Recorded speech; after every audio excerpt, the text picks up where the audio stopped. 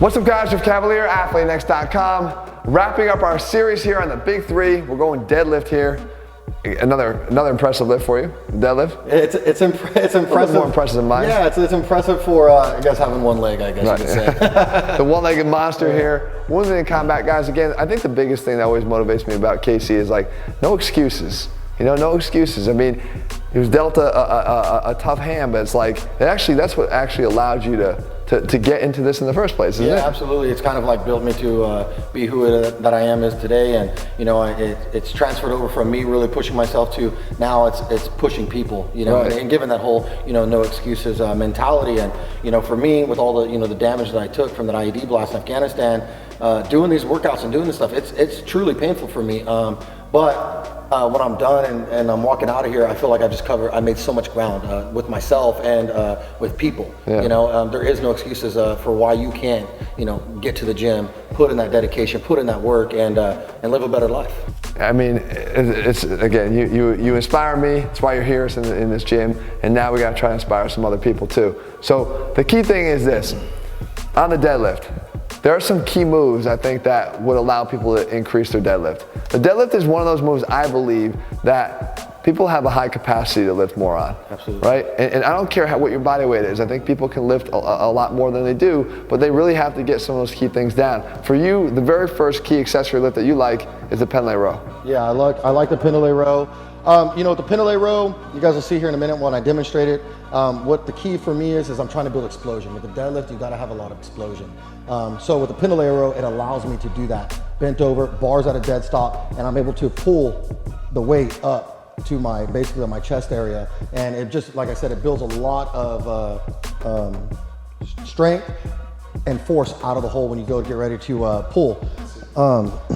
So you basically, when you do the Pendlay row, you set up just like you were gonna do a deadlift. Obviously, if you are a sumo deadlifter, you would not set up in a sumo position because it would just not make sense. So the way, same thing, if you are a reverse grip deadlifter, you will not be able to do that here either. So go ahead and just do double over grip. And so from a dead stop here, I always have a slight bend in my knees and then come to a complete stop.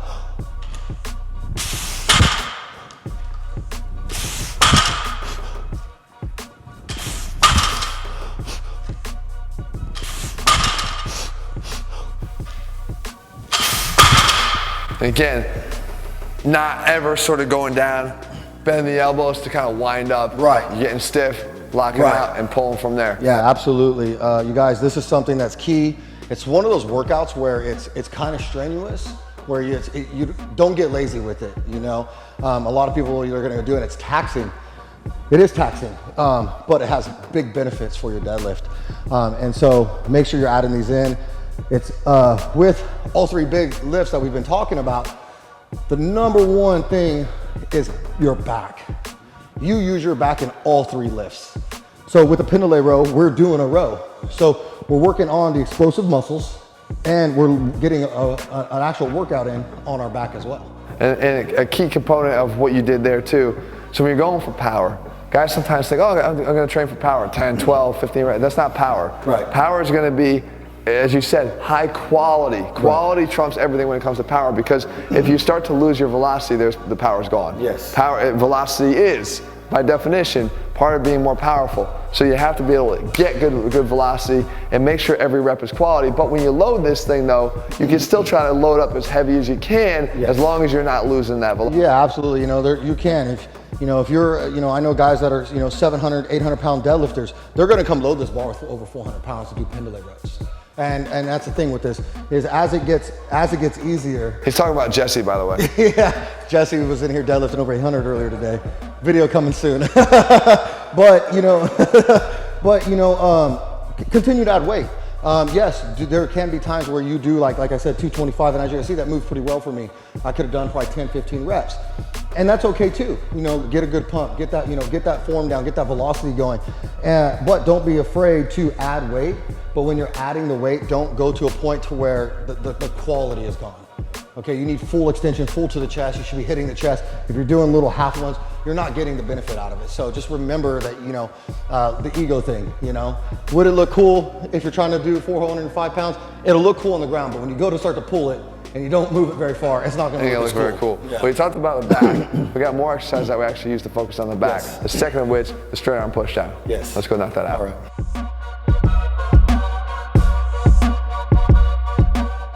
So the second lift here is the straight arm push down, like I said.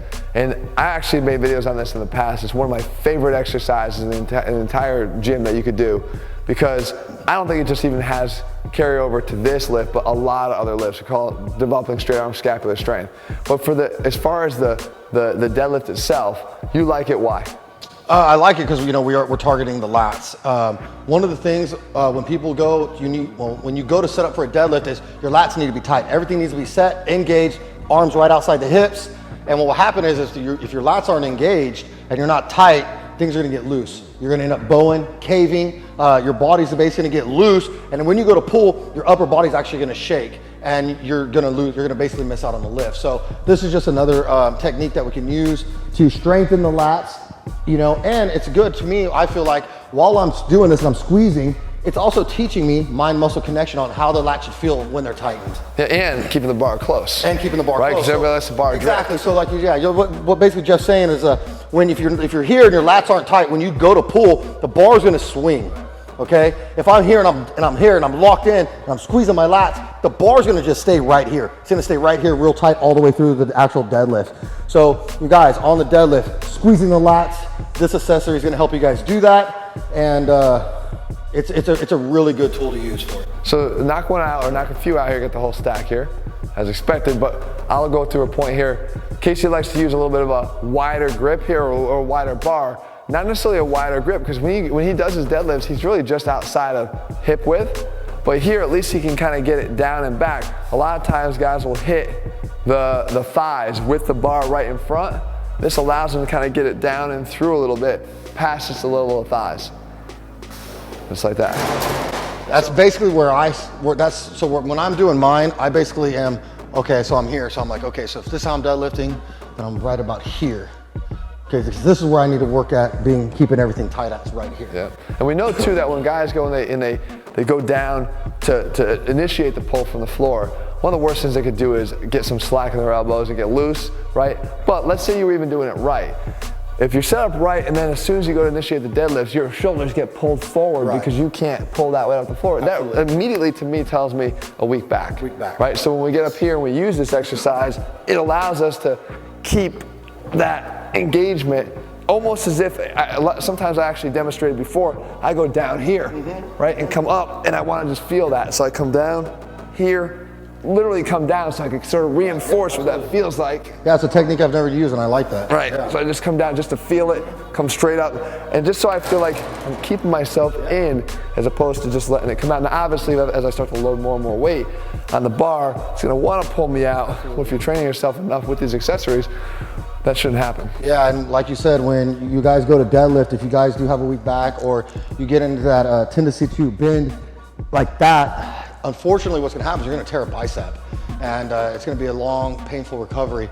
So this right here, obviously helping, keeping you tight, keeping the bar close, and you guys just don't roll your shoulders. This exercise is gonna help you from doing that. All right, so we talked about the lat slot, obviously sticking to the back. We've got one more accessory lift, but this time hitting a little bit higher on the upper back and the traps. Yep.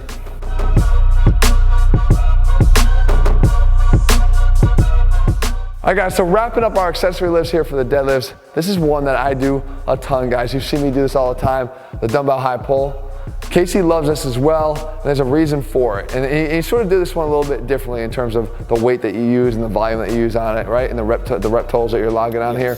But why is it that you like this when it comes to the deadlift? This is really targeting the traps in the upper back. The traps are a huge stabilizer muscle in the deadlift.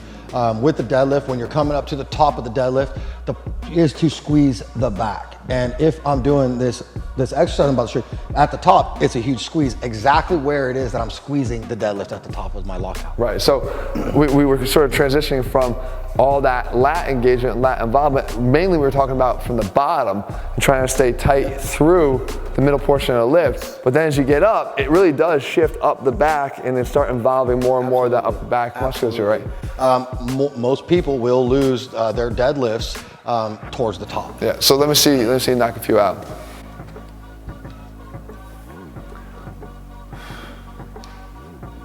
So guys, similar to me, what I preach here all the time, Casey does the same thing. He leads, he puts the thumbs up high, right? He's basically this is not an upright row. This is a high pull, and he's pulling with everything back here. Again, chest out, pulling high, really opening it up. The thing with these is, one thing I like with these is, it's not about that going so heavy. It's about getting that good trap engagement, that good upper back engagement. And I'm personally, these are like one of my finishers for my deadlift day, is something like this. Get a good blood flow in that upper back, great pump, and it's like I said, it's something that's key that a lot of people don't think about doing. And when people, one thing that people say is like, why do you have such big traps, or how did you get such big traps? Here's one of the exercises to do that.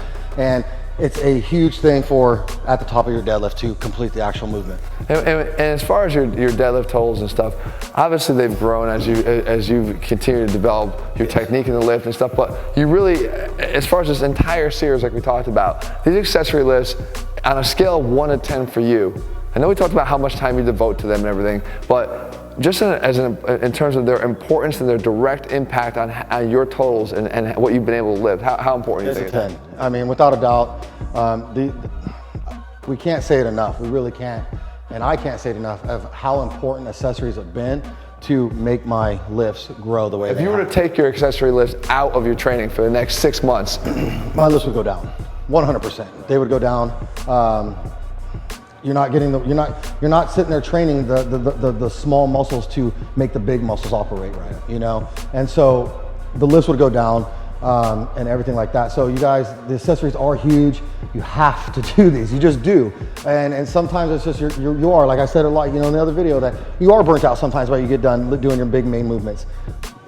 That's okay. If you're tired over there and you can't do these, then what you're tired from over there is not going to get any stronger. Right. Exactly. So, guys, I hope you found this series helpful. Obviously, a lot of us care about the big lifts, right? Absolutely. They should be the foundation of all of our training, right? We build off of the big lifts.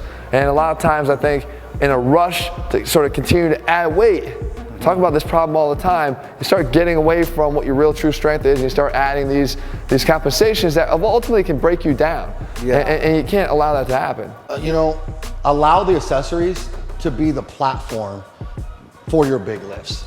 These are what's going to generate the power at the end of the day. Yeah. The strength at the end of the day is these small movements that we're doing.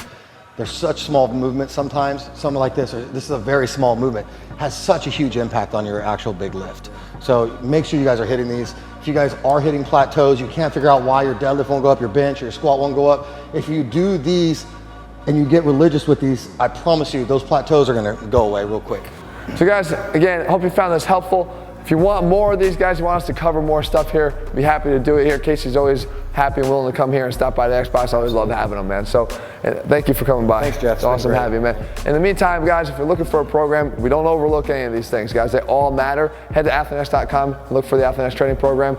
Let us know if you like this video. Leave your comments and thumbs up below. What else you want us to cover, and we'll do that for you in the days and weeks ahead. All right, guys, see you soon.